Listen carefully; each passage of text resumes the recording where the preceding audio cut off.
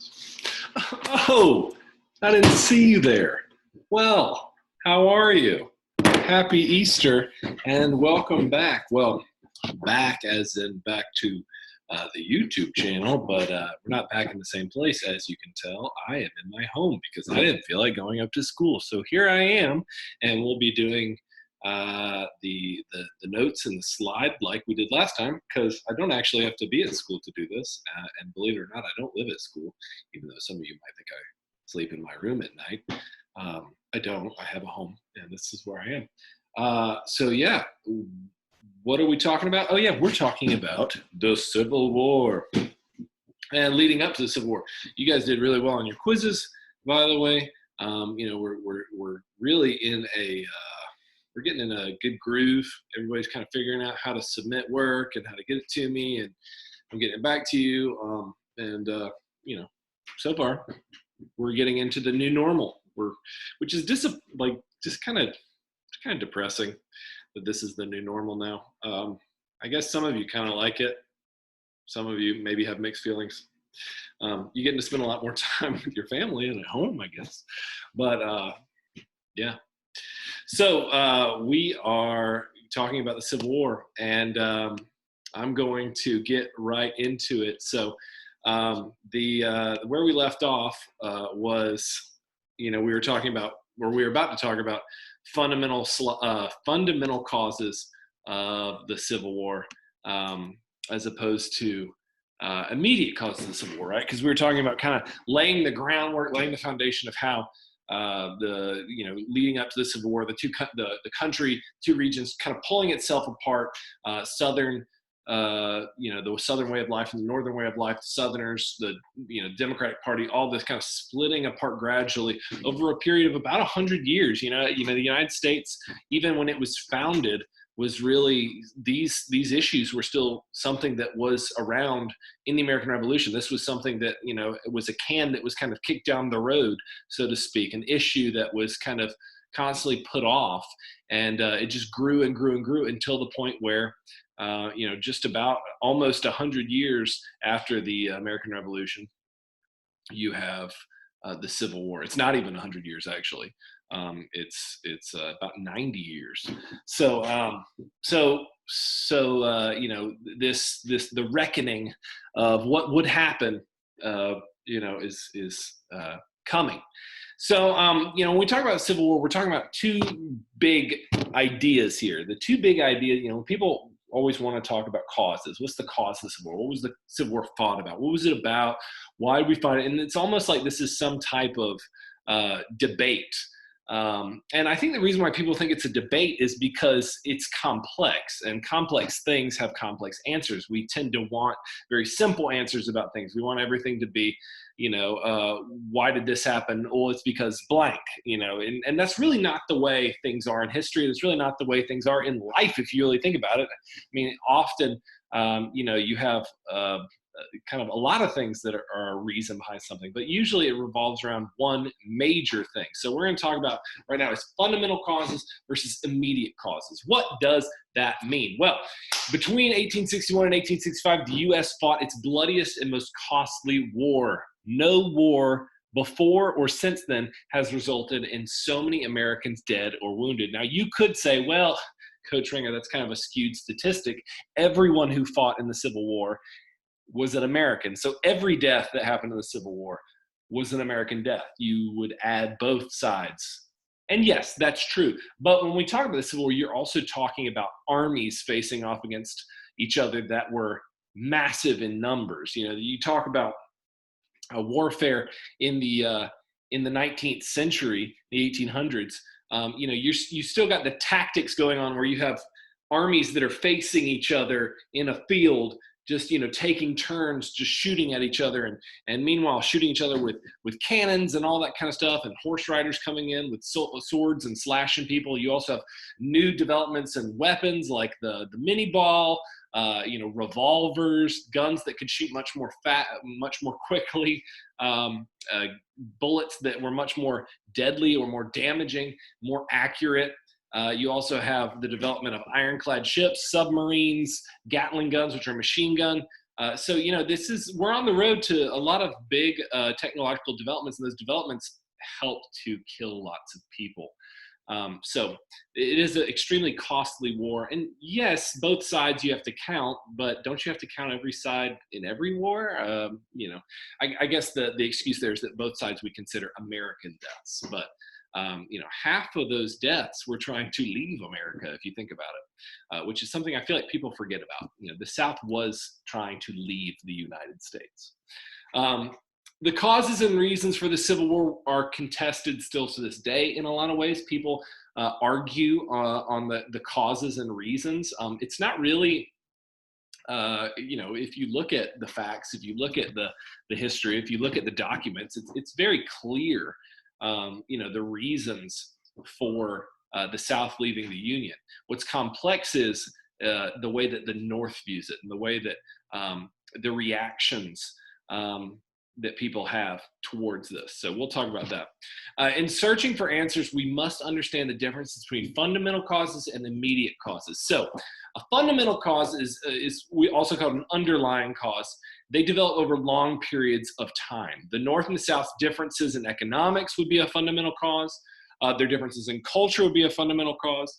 But obviously the biggest fundamental cause in all of this is the issue of slavery and states' rights to own slavery. Now, people like to, again, throw around the word states' rights, and that is something that enters into this. You can talk about whether, tariffs are going to be used, things like taxes. You can talk about how much power the federal government has over the states' governments.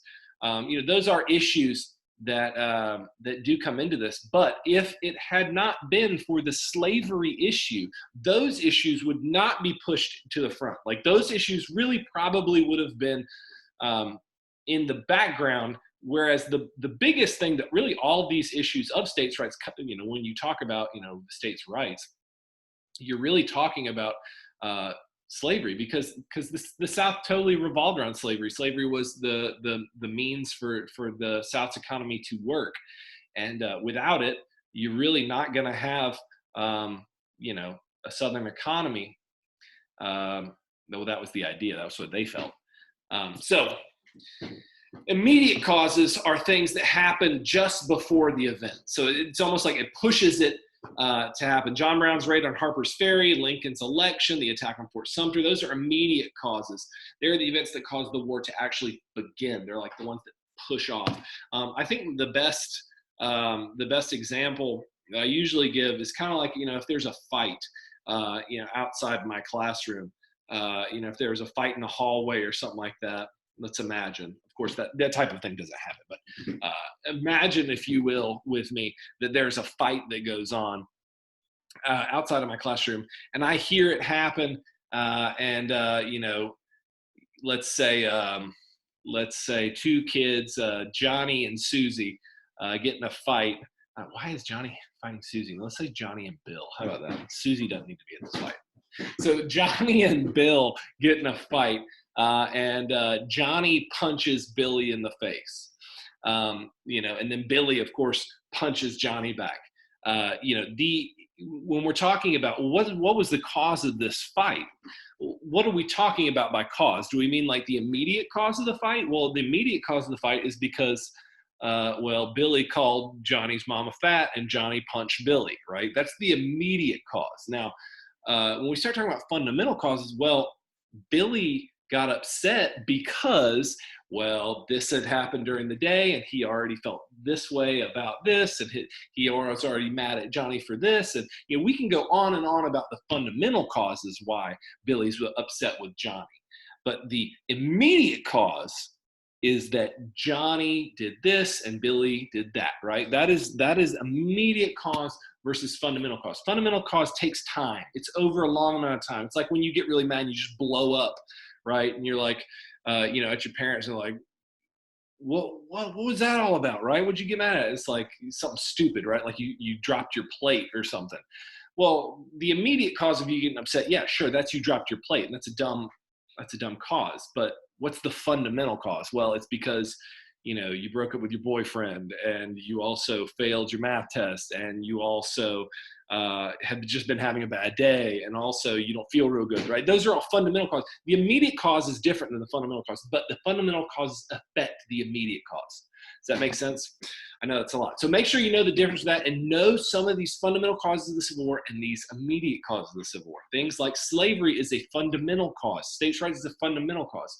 Lincoln's election is immediate. It happens. When it happens, the Civil War is going to start from there. Secession is going to happen, right? The secession of the South is going to cause the North to, resist in Fort Sumter. And because they resist in Fort Sumter, the South's going to attack Fort Sumter. And these are, again, immediately these set into motion a chain of events, right? Whereas fundamental, it's kind of like the building blocks. So there is old John Brown. John Brown's raid on Harper's Ferry, Virginia, where he tried to start a slave revolt, that is one of the immediate causes. Some could say it really breaks down the idea of trust that the South has in Northern abolition. Well, they don't have trust in abolitionists, but it really breaks down this trust that the South maybe has what's left of trust in the North. The idea that now we've officially got Northerners that are causing slave revolts. And, we've talked about before, slave revolts are the scariest thing in the world to Southern plantation owners. Southern slave owners fear slave revolts worse than they fear the devil. And John Brown, this guy, is in their eyes, the incarnation of evil. He's the scariest thing in the world because he's a white person that's telling black people to rise up and kill white people. The South sees all Northerners like this at this point. It's kind of like, the sum of all fears. And he actually, funny fact, he actually was this, like, he thought he was a prophet. Like, he thought God spoke to him and told him to do this. And he had this idea of himself that he was this reincarnation of Moses in a way. And he was to, set my people free, as God said to Moses, to free the Israelites from slavery of the Hebrews. He thought that that's what he was supposed to do. So he, started this. And of course he got put down and captured, and he was killed by the U.S. government. Actually, the U.S. government sends in Robert E. Lee to stop this guy. And that's actually right before the Civil War. So Robert E. Lee was a U.S. general at the time. It's Robert E. Lee's kind of like last thing he does for the U.S. Army before the Civil War begins. So Lincoln's election is one of these big events. And by the way, he was in Bleeding, Kansas. He was one of the main big guys in Bleeding, Kansas. So Lincoln's election. So in 1854, there's this new political party formed. This is before the Civil War. This is the decade leading up to the Civil War. And it's called the Republican Party. And their first candidate was originally from Georgia, but he was running from California. His name was John Fremont. And he was a really interesting guy. If you want to look him up, he's got some crazy stories. He was kind of like one of those larger than life frontiersmen out west. Gold, he made a bunch of money on gold and all that. And he was wild in the Mexican-American War. But John Fremont ran as a Republican. He ended up losing to Franklin Pierce. But the Republicans, that was their first candidate. And they've favored protecting Northern businesses and higher tariffs, which of course puts them at odds with Southerners who are all about agriculture, who are all about trading with Europe. And they don't want high tariffs because they want low tariffs so that they can trade more easily with Europe. Because if the US raises tariffs on European goods, then Europe is going to raise their tariffs on American goods. And those American goods a lot of times are from the South. It's like cotton. Cotton is the price of taxes on cotton is going to go up. So the Northerners, Republican Party starts in the North, and it's all about protecting big business. That's what they're all about. Southerners feared that Republicans were abolitionists. They thought that they were all radicals, and like I said, anti-slavery. Now, the average Republican was really not. The biggest reason why most Republicans were Republicans was because they favored more centralized government. They favored bigger business, factories, industry, railroads, and many of them had left a political party that had ended in the 1850s, which was called the Whig Party. And the Whig Party was kind of like the precursor to the Republican Party. And when it fell apart, most of those people who were Whigs joined the Republican Party. But there were a fair amount of abolitionists in the Republican Party, which caused everybody in the South just to think all of them are abolitionists. And, they're all evil, right? That's what Southerners believed about abolitionists. In 1860, though, tensions between the North and South were at a boiling point. So, I mean, it was at the point where something is going to, like, the outcome of this election will decide what happens in the country.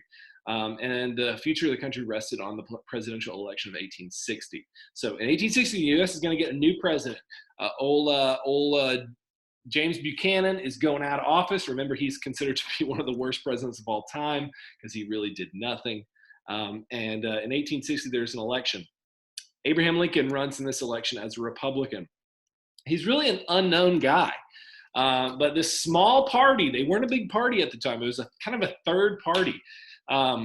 They nominated Abraham Lincoln as their candidate. So at the time, you have a really, really big political party called the Democrat Party, and then you have a couple smaller parties at that time. The Democrats had won pretty much every election all the way back to the election of Zachary Taylor. And Zachary Taylor was the last Whig president, and him and Millard Fillmore. Of course, you know Millard Fillmore, right? So, anyways, they had this new candidate. He's from Illinois. His name's Abraham Lincoln. You've all heard of him, but at the time, no one had heard of him. And the Democrats, the reason why Abraham Lincoln wins is because the Democrats are so divided. So the Democratic Party had split North and South. They had basically fractured into two parties, Northern Democrats and Southern Democrats. And the Southern Democrats supported John Breckinridge, who was from Kentucky. And the Northern Democrats supported a guy named Stephen Douglas of Illinois.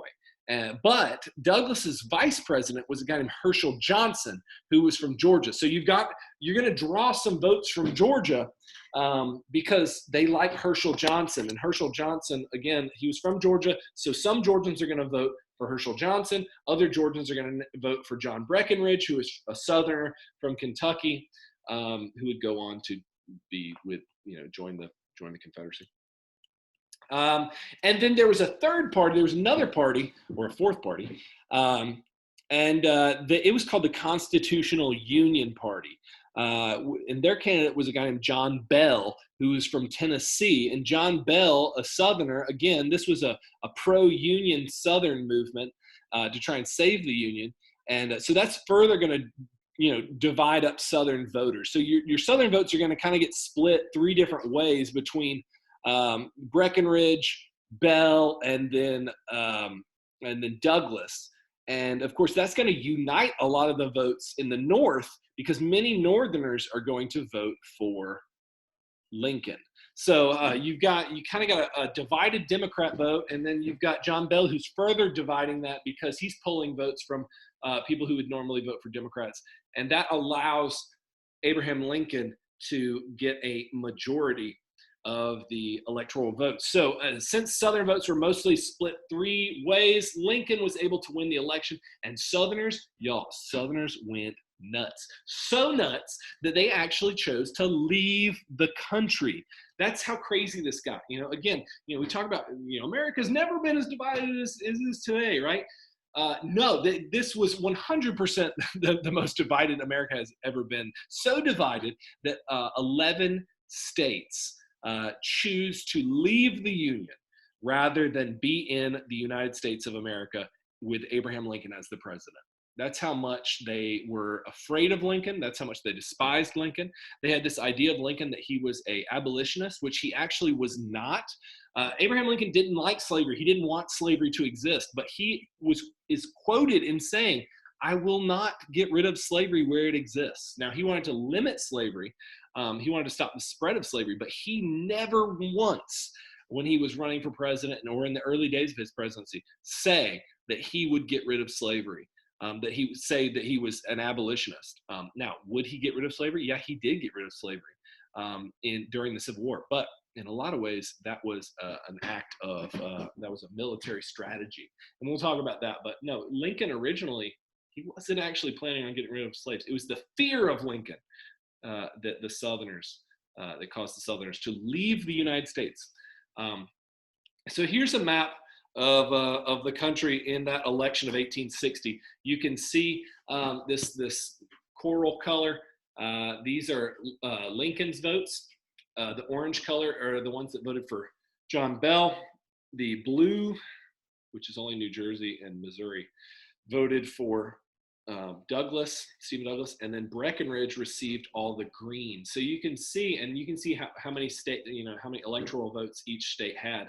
Largest electoral state at that time was New York, followed by Pennsylvania, but you can also see, Ohio had a lot of votes back then. And you can see really the population difference. Most of these southern states don't really have a lot of electoral votes, meaning they don't have a very big population. The biggest one in the South was Virginia, which had 15.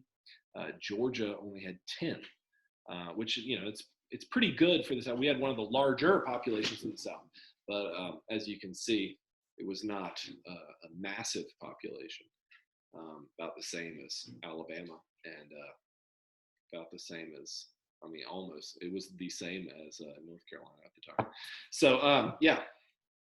And all that gray area were all unorganized or organized territories. They were not yet states. So, so Southerners react. They're furious. Because of Lincoln's election, Southern leaders are angry. Almost all of the Southern states have what they call secession conventions. They're meetings held in the capitals of the states to discuss the idea of leaving the United States, to pull their state out of the Union. And if they were to do that, that would mean that they would no longer be part of the United States and they would be their own independent country. So keep that in mind. Georgia's government immediately raised, before they even seceded, they immediately raised $1 million, which would have been a ton of money back then. We're talking about in the billions of dollars kind of today. And 10,000 troops, 10,000 soldiers to, quote, defend the state. So they were prepared to go to war. Even before they secede, this is like a moment where the state is in crisis. The state is saying, we're ready to go to war over this. We're ready to fight over this. The governor of Georgia is acting as the executive of Georgia. He's acting as kind of a mini president. And he raises a bunch of money and he calls up a bunch of soldiers. They're very serious about this. And Georgia called for a secession convention to meet in Milledgeville, which was the capital at the time, just down the road. That's where this meeting took place, in the old Capitol building, which is present-day GMC. In January of 1861, and Governor Joseph Brown, who was the governor at the time, he was a big supporter of secession. He wanted to secede. He wanted to leave the Union.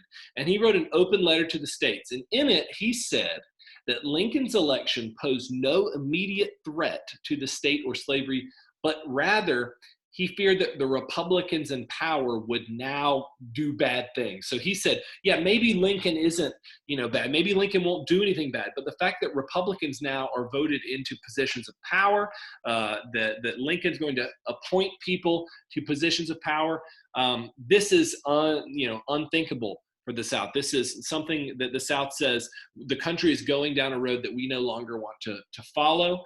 The differences between the North and the South had gotten too big, too much, and the South is basically saying we want to leave. We want to break up. We're done with the United States of America, and we now want to go it our own way. Now, some people could say, oh, no, they were just throwing a fit, basically, and they wanted, the country to come to the bargaining table again. Well, you could say that, but a war was fought that lasted about 4 years. So, no, they did mean this, and they really thought that they could win it.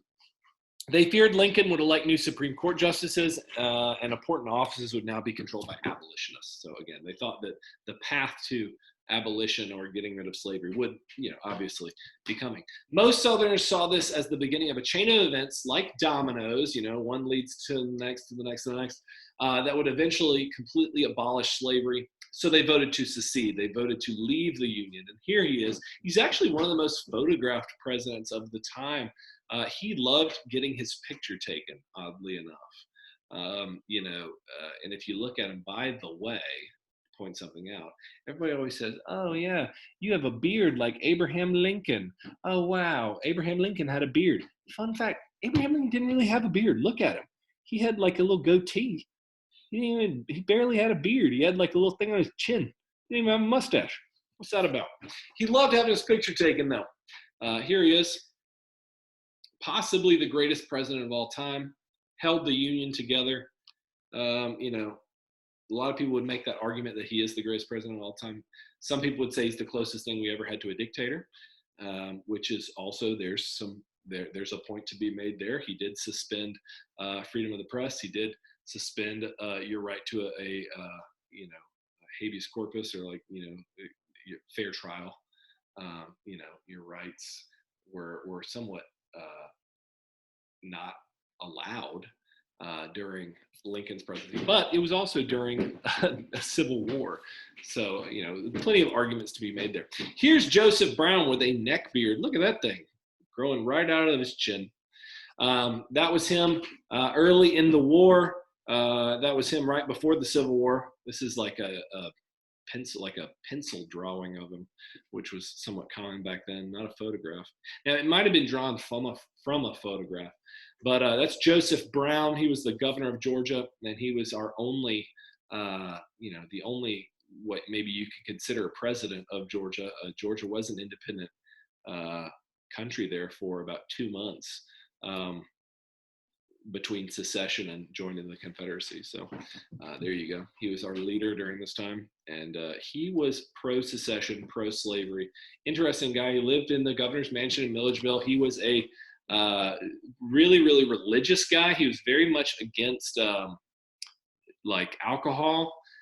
He was very much against things like dancing and partying, and he was very, very strict and very, very no nonsense guy, but he was also very, very convicted on the idea that slavery was a good thing, and that God had ordained it, that white people and black people were not equal, and the South's agrarian or agricultural economy was the only way it could work.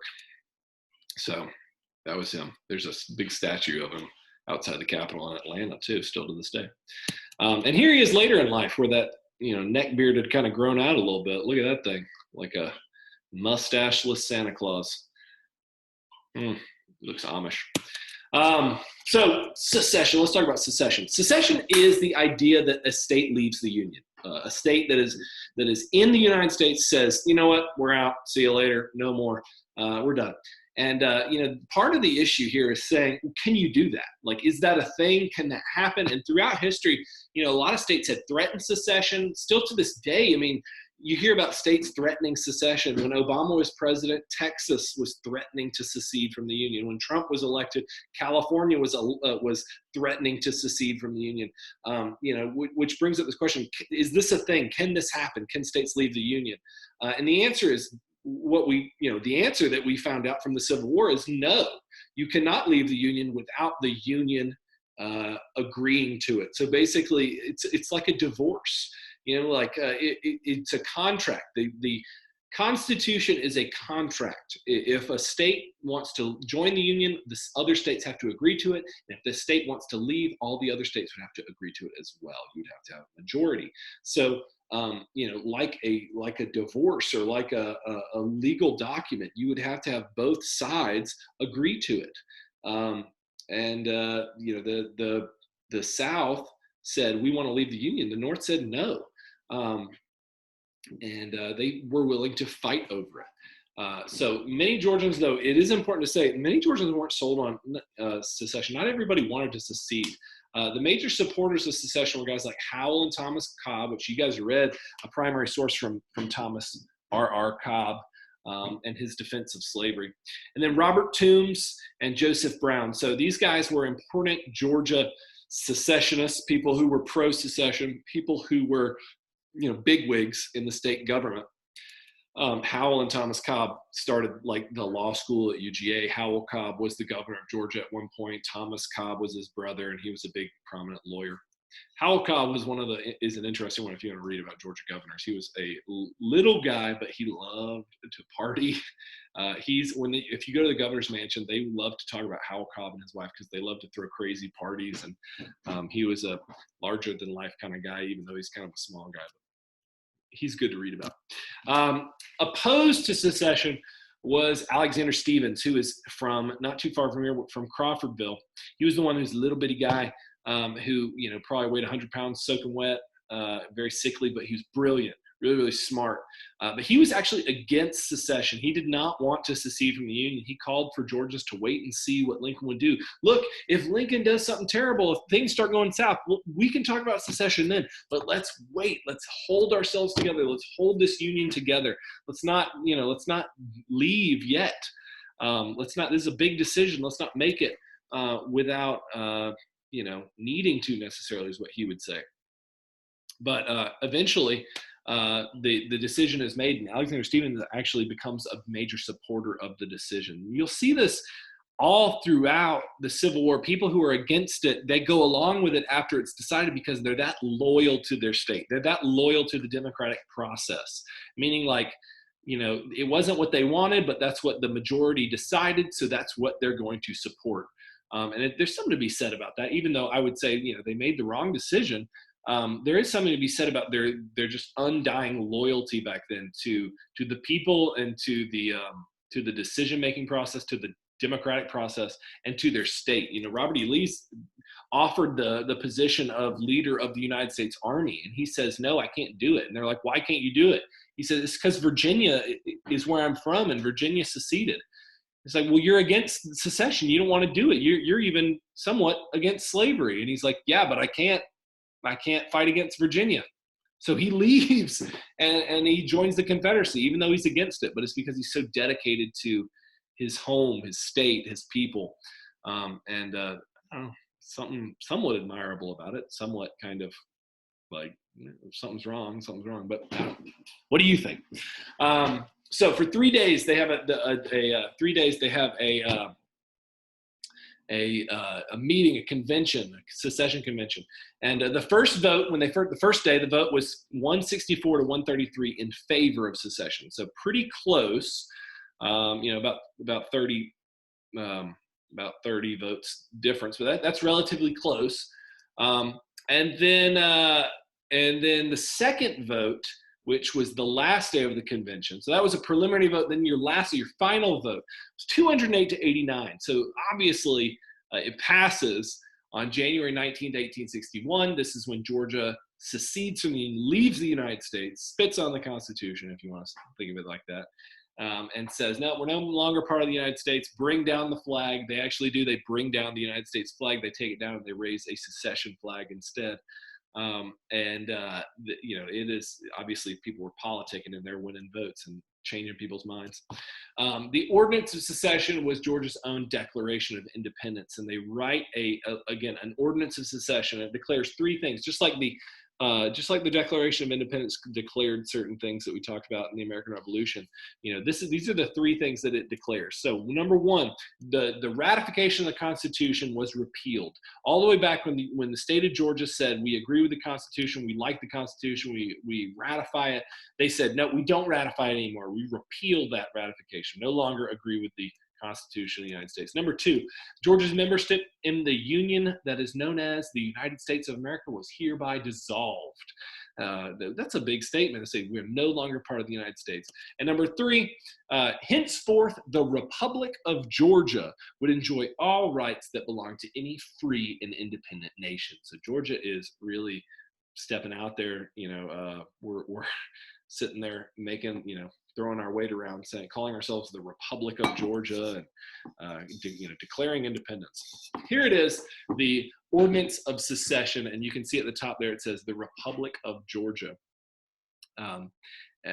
You can see all this. You've got all these delegates that are all on here, kind of like the Declaration of Independence. You got all the signers. Instead of signers, you just have their names on there and the counties that they came from. And there is two people from Putnam County on there, and I'm trying to see where they are. D.C. Adams is one of them.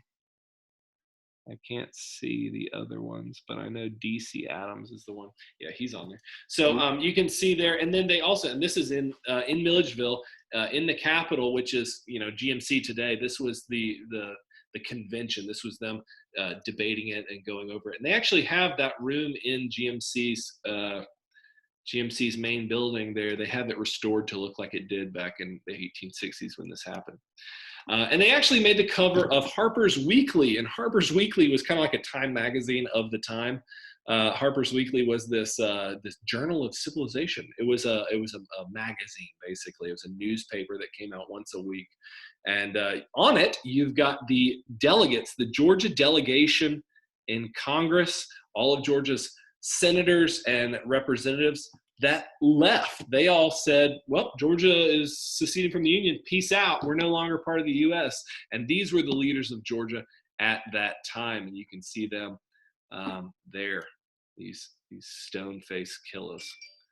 Here are here's the two flags that were reported, two of the flags that were reported to be kind of seen around Georgia. None of them survive, to my knowledge. I think maybe one actually survives in some museum somewhere, but these are the way they were described. A white flag with a red star was described as being flown over the Capitol building in Milledgeville, as well as around the state, and then a red flag with the state coat of arms on it, which of course is the arches, and of course, wisdom, justice, and moderation. That is the state motto.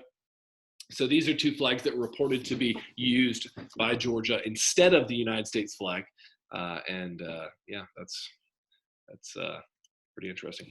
So later, this is an important document. So Georgia comes up with this idea, called the Ordinance of Secession, where they secede from the Union. First of all, they're like the fifth state to do that, by the way. The first state is South Carolina. The first state to secede from the Union is South Carolina. And then you've got, Alabama, Florida, Mississippi, Louisiana, all these other states that kind of do it as well. Georgia is one of these states that secedes, but the other states are doing it as well. But they publish a document called the Declaration of the Causes of Secession in January 29th of 1861. And in this document, this is important, this document states the reason why Georgia is leaving the Union. So if anything else, when people talk about the causes of the Civil War, the reasons why the Civil War is fought, you can refer to this document. This is literally from the mouth of Georgians saying, well, why are we leaving? What are we fighting for? This is what we're fighting for. And this is what they say. It says, Lincoln's election clearly signaled the victory of abolitionists and their allies in the northern states, whose guiding principles were prohibition of slavery in the territories and hostility to it everywhere, and the equality of black and white race and the disregard of constitutional guarantees. So you can see the reason, why is the South seceding? Why is the Civil War going to be fought? Well, it's because right here, they are against the prohibition of slavery. They're pro-slavery. They're against the hostility to slavery. They're against the equality of white people and black people, and they're against what they perceive as the North disregarding the constitutional guarantees. Now, what is their constitutional guarantees? Their guarantee to own slaves is what they believe. So it is clear that Georgia and other southern states were seceding from the Union and preparing for war for protection of their right to own slaves, which they would have just called their right to own property, or their property. Now, what was their property? Their slaves that they were. You're not coming for their shovels or their horses. They're coming for their slaves. So, and they actually weren't, is the crazy thing. Like, the Northerners weren't. The Southerners perceived them to. Northerners disagreed and claimed secession was unconstitutional. They said, you can't secede. We'll stop you if you try. Northern businessmen, and again, what makes the world go around? Money, right? So Northern businessmen knew that without Southern cotton, their businesses would be forced to pay high prices for cotton and other Southern goods. So if the South is its own country, we're going to have to go somewhere. We're going to have to get cotton from them. We're going to have to pay import tariffs. We're going to have to, we're not going to be able to tax it. So Northern businessmen are real quick to go to Lincoln and say, hey, Lincoln, your first act as president better be to get these states back in line. They've got to get back into this union, because if not, we're going to be paying more money. So, one of the major realities, one of the major reasons why the North is so adamant about bringing the South back in the Union, not letting them secede, is, of course, money, right? Money. So many Northerners knew that the Union must be kept together, though. The South must not be allowed to secede. Can't happen. Can't do it. The Union must persevere. And this, of course, leads to the development of the Confederate States of America. For 2 months, Georgia acted as an independent nation. And Governor Joseph Brown acted as the head of state. He even appointed ambassadors to the United Kingdom, to France, and to Belgium. So we had people from Georgia that were to be there supporting and advocating for us. But the southern states knew that it wouldn't last being like this. They had to come together. They had to band together if they were going to be able to survive a coming war with the North. And they knew that the North would eventually be, what they saw as aggressive to them. The Confederacy was formed. Again, a confederacy is a loose union of sovereign states with limited central government. So basically, a loose union. Their own deal, but when it comes together to trade with other countries and maybe to fight, they band together. But other than that, they're free to kind of do their own thing. Remember, confederacies rarely work. 11 southern states seceded and met in Montgomery, Alabama. They elected Jefferson Davis as the president of their new nation and Alexander Stephens as their vice president. Thomas R. Cobb was selected to be the new nation's James Madison, if you will. He wrote the Constitution of the Confederacy, and guess what he used as the inspiration? The U.S. Constitution. They basically used the U.S. Constitution as their Constitution, but they added some things. The Confederate Constitution gave individual states more rights, more power than the federal government, and they got rid of this vagueness about slavery. They actually put a law in, an amendment in the Confederate Constitution that said no law could ever be passed that would outlaw slavery. Slavery would be indefinitely locked in as a foundational, fundamental right of the Confederacy, and that is in the Confederate Constitution, this idea that slavery would be preserved indefinitely. And here is a map of the states that, in 1861, before the Civil War begins, this is what your board looks like, basically. In the yellow, you've got the states that seceded, that joined the Confederacy. In the blue, you've got the states that are still in the United States, still in the Union. And then this greenish color are states that are border states. Now, these are the states that are mostly forgotten about in the Civil War. These are slave states that did not secede. Meaning that if you were in Missouri, if you were in Kentucky, slavery was still legal. They just did not leave the Union. So were there slaveholding states in the Union during the Civil War? Absolutely. These were the states where you had people on both sides. Some people from Kentucky left and went and fought for the South. Some stayed and fought for the North. These border states had people on both sides. They had people who believed in both, but they did not secede. They did not leave the Union. And slavery was kept there, and slavery remained there through the Civil War. So, that's maybe one of the kind of gray areas of the Civil War. Here's Jefferson Davis. This guy was elected president of the Confederacy. He was the ex-U.S. Secretary of War under Franklin Pierce. He was a senator from Mississippi, and he was elected president of the Confederacy. So that is where we'll stop for this video.